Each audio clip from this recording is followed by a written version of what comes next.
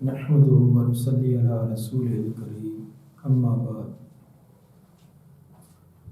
ہمارا آج کا سبق خنثیٰ کے متعلق ہوگا۔ خنثیٰ کا لفظی معنی ہوتا ہے نرم ہونا، موڑنا یا مشتبہ ہو جانا۔ اصطلاح کے اندر خنثیٰ سے مراد وہ انسان جس کا معاملہ مشتبہ ہو جائے، یعنی اس کے مذکر ہونے یا مؤنث ہونے کا علم نہ ہو سکے، یا یہ نہ پتہ چل سکے کہ یہ مذکر ہے یا مؤنث ہے، اس کو خنثیٰ کہا جاتا ہے۔ خنثیٰ کی 3 قسمیں ہیں: خنثیٰ مذکر، خنثیٰ مؤنث اور خنثیٰ مشکل۔ خنثیٰ مذکر اسے کہتے ہیں کہ جس کے اندر مذکر کی کوئی علامت ظاہر ہو جائے، داڑھی کا آ جانا، مونچھ کا آ جانا، اس طرح کا کوئی علامت ظاہر ہو جائے، اس کو خنثیٰ مذکر کہا جائے گا۔ خنثیٰ مؤنث اسے کہا جائے گا جس کے اندر مؤنث کی، عورت کی کوئی علامت ظاہر ہو، مثلا چھاتی کا ابھر آنا یا کہ حیض وغیرہ کا آ جانا، یہ علامت ہے کہ وہ مؤنث ہے۔ تیسرا ہوتا ہے خنثیٰ مشکل۔ خنثیٰ مشکل سے مراد جس کے اندر نہ مذکر کی علامت ہو نہ مؤنث کی، مذکر اور مؤنث دونوں علامتیں نہ ہوں یا دونوں کی یک وقت علامتیں پائی جائیں اور اس کے اندر فرق کرنا ممکن نہ ہو یہ مذکر ہے یا مؤنث ہے۔ اگر خنثیٰ مذکر ہے تو اس کے احکام مذکروں والے ہوں گے، کوئی علامت مذکروں والی ظاہر ہو جائے تو اس کو مذکروں کے ساتھ ملایا جائے گا، وراثت کے اندر اس کو وہی کچھ ملے گا۔ اگر اس کے اندر عورتوں والی کوئی علامت ظاہر ہو جائے تو پھر اس کو عورتوں کے ساتھ ملایا جائے گا اور عورتوں والے حصے سے اس کو ملیں گے۔ وراثت کے اندر خنثیٰ کی جو باس ہوتی ہے وہ خنثیٰ مشکل کی ہوتی ہے، کیونکہ اگر مذکر ہے تو پھر تو مذکروں والے حالات جو پیچھے بیان ہو چکے ہیں، مؤنث ہے تو مؤنثوں والے۔ اگر خنثیٰ مشکل ہے جس کے اندر نہ مذکر کی کوئی علامت واضح نہ کہ مؤنث کی، یا دونوں ہی بالفرض علامتیں پائی جائیں، اس کی وراثت کا کیا طریقہ کار ہوگا، اس کے متعلقہ وراثت میں بحث کی جاتی ہے۔ خنثیٰ مشکل کی آگے 2 قسمیں بنتی ہیں۔ ایک ہوتا ہے منتظر حال خنثیٰ اور ایک ہوتا ہے غیر منتظر حال خنثیٰ۔ غیر منتظر حال سے مراد کہ جس کی حالت کا واضح ہونے کی اب کوئی مدت اس میں نہیں ہے، کوئی ایسا وقت نہیں ہے کہ مزید اس کو دیکھا جائے کہ اس کے اندر کی مذکر کی علامت ظاہر ہو جائے گی یا نہیں۔ مثلا خنثیٰ بالغ ہو چکا ہے، 25 سال 30 سال کی عمر ہے، اب وہ غیر منتظر حال ہے، کوئی علامت ظاہر ہونی ہوتی تو ہو جاتی، جب اب تک نہیں ہوئی تو اس کا معنی اب اس کے اندر کوئی علامت ظاہر ہونے کی کوئی امید بھی نہیں۔ ایسے خنثیٰ کی وراثت کے بارے میں جمہور کا نظریہ یہ ہے کہ اس کو دونوں حالتوں میں سے، مذکر اور مؤنث کی دونوں حالتوں میں سے کم حالت ہے وہ دی جائے گی۔ ایک بار اس کو مذکر تصور کر کے مسئلہ بنایا جائے گا کہ وراثت میں کتنا آتا ہے، دوسری مرتبہ اس کو مؤنث فرض کر کے پھر اس کی تقسیم کی جائے گی۔ پھر دونوں کے اندر جو اقل حصہ ہے، قلیل حصہ ہے، اس کو دیا جائے گا۔ مثلا اگر خنثیٰ کو مذکر بنایا جائے تو مثلا اس کو 1 لاکھ روپیہ ملتا ہے، اگر اس کو مؤنث تسلیم کریں تو پھر 50,000 ملتا ہے۔ اب 50,000 کم ہے اس لیے اس کو کم حصہ دیا جائے گا، کیونکہ کم حالت یہ یقینی ہے، 50 اس کو ملنا ہی ملنا ہے، لاکھ میں تردد ہے، اس لیے یقین والی چیز پر عمل کریں گے، تردد والے کو چھوڑ دیں گے۔ اور اس کے اندر امام شافعی رحمہ اللہ وہ یہ فرماتے ہیں کہ ایسے خنثی کو دونوں مذکر اور مؤنث کا نصف نصف دے دیا جائے، کہ آپ پہلے اس کو مذکر فرض کریں پھر اس کو مؤنث فرض کریں، مذکر کا جو حصہ آتا اس کا بھی آدھا، اور مؤنث کا آتا اس کا بھی آدھا اس کو دیا جائے۔ مثلا اگر مذکر فرض کرتے ہیں تو 1,00,000 روپے آتا ہے، اور 1,00,000 کا نصف ہاف 50 ہوگا، 50,000 ہو جائے گا۔ اگر اس کو مؤنث فرض کرتے ہیں پھر 50,000 ہے، اور 50,000 کا جو ہاف ہے وہ 25 ہے، 50 اور 25 75,000۔ مذکر کو 1,00,000، مؤنث کو 50,000 اور خنثی کو 75,000، آدھا حصہ مذکر والا آدھا حصہ مؤنث والا۔ یہ امام شافعی رحمہ اللہ اس بات کے قائل ہے۔ یہ تو تھا کہ ایسا خنثی جس کی حالت کے واضح ہونے کی اب کوئی امید نہیں، اتنی عمر گزر چکی ہے کہ مزید اس کی حالت کے واضح ہونے کی کوئی امید نہیں۔ دوسرا خنثی ہوتا ہے منتظر الحال، جس کی حالت کے واضح ہونے کا انتظار کیا جائے۔ مثلا نابالغ ہے، چھوٹی عمر ہے، اس کے مذکر اور مؤنث ہونے کی اور کوئی علامت نہیں، تو 10 سال 12 سال کا ہے، ابھی بلوغت کے بعد کوئی علامت ظاہر ہونی ہے، اس کو کہیں گے منتظر حال۔ تو اس کے اندر بہتر صورت تو وہی ہے کہ انتظار کر لیا جائے، 2 3 4 سال کر لیا جائے، جو صورت واضح ہوگی وہ دے دیا جائے۔ لیکن اگر ورثہ وہ اتنے جلد باز ہیں، وہ انتظار نہیں کر سکتے، تو تقسیم کرنی ہے تو اس کا طریقہ کار جو اہل علم نے بیان کیا وہ یہ کہ ایک بار ایسے خنثی کو مذکر فرض کر کے مسئلہ بنایا جائے اور دیکھا جائے کہ اس کو کتنا حصہ آتا ہے، دوسری بار مؤنث فرض کر کے مسئلہ بنایا جائے، خنثی کو بھی اور دیگر ورثاء کو بھی کیا حصہ آتا ہے۔ اس کے بعد یہ 2 مسئلے بن جائیں گے، ایک مسئلہ ذکوریت، ایک مسئلہ انوثیت۔ جس کے اندر خنثی کو مذکر تصور کیا ہے وہ مسئلہ مذکر والا مسئلہ ذکوریت بنے گا، جس کے اندر اس کو مؤنث فرض کیا ہے وہ مسئلہ انوثیت مؤنث والا مسئلہ ہو جائے گا۔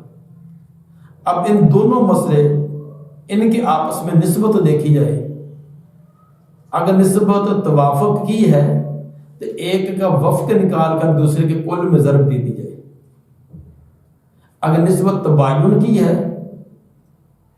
تو پھر کل کو کل سے ضرب دے دی جائے۔ توافق ہے تو ایک کے وفق کو دوسرے کے کل میں، اگر تباین ہے تو دونوں مسئلوں کے کل کو ضرب دی جائے، جو حاصل ضرب آئے گا اس کو کہا جائے گا جامعۃ الخنثی، یعنی دونوں خنثی مذکر اور مؤنث ماننے کا جو مجموعہ ہے۔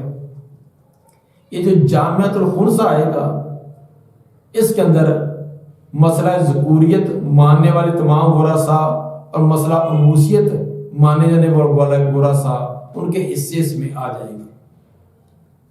ہر ایک کا حصہ معلوم کرنے کا طریقہ یہ ہوگا کہ پہلے مسئلہ ذکوریت میں سے جس وارث کو جو حصہ آیا تھا ابتدا کے اندر، اس کو مسئلہ انوثیت کا جو اصل مسئلہ ہے اس سے ضرب دے دی جائے گی، اور مسئلہ انوثیت میں سے جو ہر وارث کو ملا تھا، خنثی کو بھی اور دیگر وارثوں کو بھی، ان کے تمام کے حصوں کو سہام کو مسئلہ ذکوریت کا جو اصل مسئلہ اس کے ساتھ ضرب دے دی جائے گی۔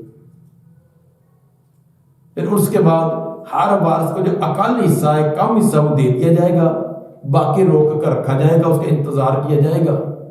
جب صورتحال واضح ہوگی، اگر خنثی مستحق ہوگا تو اس کو دیا جائے گا، اگر دیگر ورثاء مستحق ہوں گے تو ان کو دے دیا جائے گا۔ اس کی ایک مثال کہ فوت ہونے والے کے ورثاء میں ایک بیٹا ہے، ایک بیٹی ہے اور ایک خنثی ہے، اور خنثی مشکل ہے۔ اس کا پہلے ہم مسئلہ ذکوریت بناتے ہیں، اس کو مذکر فرض کر کے۔ جب مذکر فرض کریں گے تو ایک بیٹا ہے، ایک بیٹی ہے، اور خنثی جو اس کو بھی ہم نے بیٹا فرض کیا، تو یہ مسئلہ بن جائے گا 5 پر۔ 5 میں سے 2 بیٹے کو، 1 بیٹی کو، 2 خنثی کو۔ اس کے بعد برابر میں ہم مسئلہ انوثیت بناتے ہیں، یعنی خنثی کو مؤنث فرض کر لیتے ہیں۔ جب اس کو مؤنث فرض کریں گے تو مسئلہ بنے گا 4، کیونکہ ایک بیٹا ہے ایک بیٹی ہے، جو خنثی ہے اس کو بھی بیٹی فرض کر لیا گیا ہے، تو 4 پر مسئلہ بنے گا۔ 4 میں سے 2 بیٹے کو، ایک بیٹی کو اور ایک ہی خنثی کو۔ یہ دونوں مسئلے بن گئے، مسئلہ ذکوریت یا وہ 5، مسئلہ انوثیت یہ 4۔ 4 اور 5 میں نسبت دیکھیں، نسبت ہے تباین کی، تباین ہے تو 4 کو 5 سے ضرب دی تو 20 آیا، اس 20 کا نام رکھیں گے یہ جامعۃ الخنثی ہے۔ اب مسئلہ ذکوریت کے طرف آئیں۔ مسئلہ ذکوریت میں سے ہر فرد کو جو ملا تھا ان کے سہام کو، ان کے حصوں کو مسئلہ انوثیت کے اصل مسئلہ سے ضرب دے دیں۔ مثلا مسئلہ ذکوریت میں بیٹے کو 2 ملے تھے، 2 کو مؤنث کا مسئلہ 4 ہے، 2 کو 4 سے ضرب دیا، یہ ہو گیا 8، بیٹے کے لیے 8 ہو گئے۔ بیٹی کو 5 میں سے 1 ملا تھا، 1 کو 4 سے ضرب دیا، 4 جو مسئلہ ہے انوثیت ہے اس کے ساتھ ضرب دیا تو بیٹی کے لیے 4 ہو گئی۔ خنثی کو 2 ملے تھے کیونکہ خنثی کو مذکر فرض کیا ہے، تو خنثی کے 2 کو مسئلہ انوثیت 4 میں ضرب دی، اس کے لیے بھی 8 ہو گئے۔ تو گویا کہ بیٹے کے لیے 8، بیٹی کے لیے 4 اور خنثی کے لیے بھی 8، یہ کل 20 جمع ہو جائیں گے۔ اب مسئلہ انوثیت کی طرف آئیں۔ مسئلہ انوثیت میں بیٹے کو 2 ملے تھے، بیٹے کے 2 کو مسئلہ ذکوریت کے 5 سے ضرب دیں، 2 کو 5 سے ضرب دے دی تو اس کے لیے 10 ہو گئے، بیٹے کے لیے 10 ہے۔ بیٹی کو مسئلہ انوثیت میں سے 1 ملا ہے، 1 کو مسئلہ ذکوریت میں ضرب دی تو 1 کو 5 سے ضرب دی، 5 آ گئے۔ خنثی کو بھی اس میں سے 1 ملا ہے، خنثی کے 1 کو بھی مسئلہ ذکوریت یعنی 5 سے ضرب دی تو اس کے بھی 5 ہو گئے۔ گویا کہ اس کے اندر بیٹے کو 10، بیٹی کو 5 اور خنثی کو بھی 5، یہ بھی 20 ہو گئے۔ اب دونوں مسئلوں کو سامنے رکھ کر ہر وارث کو کم حصہ دینا ہے، تو بیٹے کو مسئلہ ذکوریت میں سے بیٹے کو 8 ملے ہیں اور مسئلہ انوثیت میں سے اس کو 10 ملے ہیں۔ اب دونوں میں سے کم حصہ 8 ہے تو 8 اس کو دے دیں گے، 2 اس کے کسی سارس کے پاس 2 محفوظ کر کے رکھ دیں گے۔ بیٹی کو مسئلہ ذکوریت میں سے اس میں سے اس کو 4 ملے ہیں اور مسئلہ انوثیت میں سے اس کو 5 ملے ہیں، تو اس کو 4 دے دیے، 1 اس کا روک کر رکھ لیا۔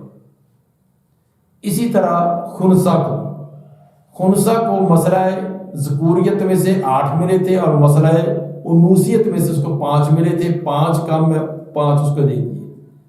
بیٹے کو 8، بیٹی کو 4، خنثی کو 5، 8 اور 5 اور پھر 5، یہ تمام ہم نے جمع کر لیا نا۔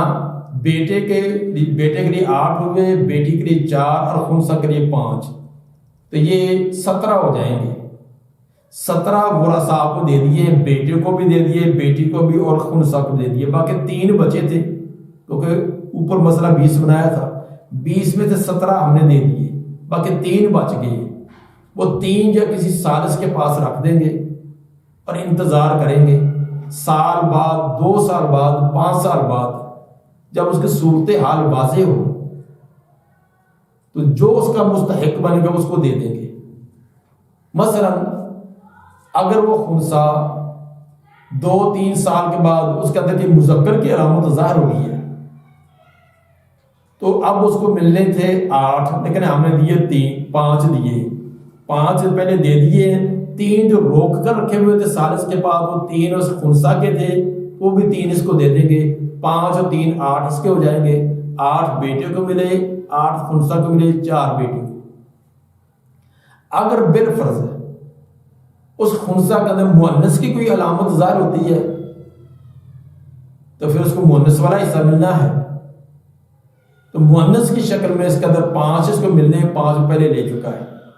بیٹی کو 4 پہلے مل چکے ہیں، اس کو اب 5 ملنے تھے، 1 بیٹی کو واپس دے دیں گے.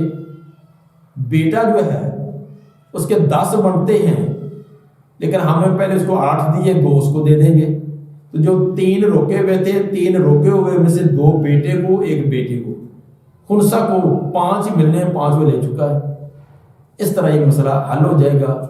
تو یعنی خنثی کو ایک بار مذکر فرض کر کے، ایک بار مؤنث فرض کر کے 2 مسئلے بنائیں گے. دونوں مسئلوں کے بعد وہ اوپر والے مسئلوں کو دیکھیں گے. اگر اس کے اندر تباین ہے تو کل کو کل سے، توافق ہے تو ایک کے وفق کو دوسرے کے کل سے ضرب دیں گے. جو حاصل ضرب ہو وہ جامع الخنثی ہوگا. اس جامع الخنثی کو پھر دونوں ورثاء، مسئلہ ذکوریت میں سے بھی مسئلہ انوثیت میں سے بھی ورثاء کو تقسیم کریں گے، اور ہر وارث کو بھی اور خنثی کو بھی کام حصہ دیں گے، اور باقی اس کا روک کر رکھا جائے گا. یہ تھا مسئلہ خنثی کے متعلق جو اہل علم نے بحث کی ہے. سبحان ربک رب العزت عما یصفون والسلام علی المرسلین والحمد للہ رب العالمین.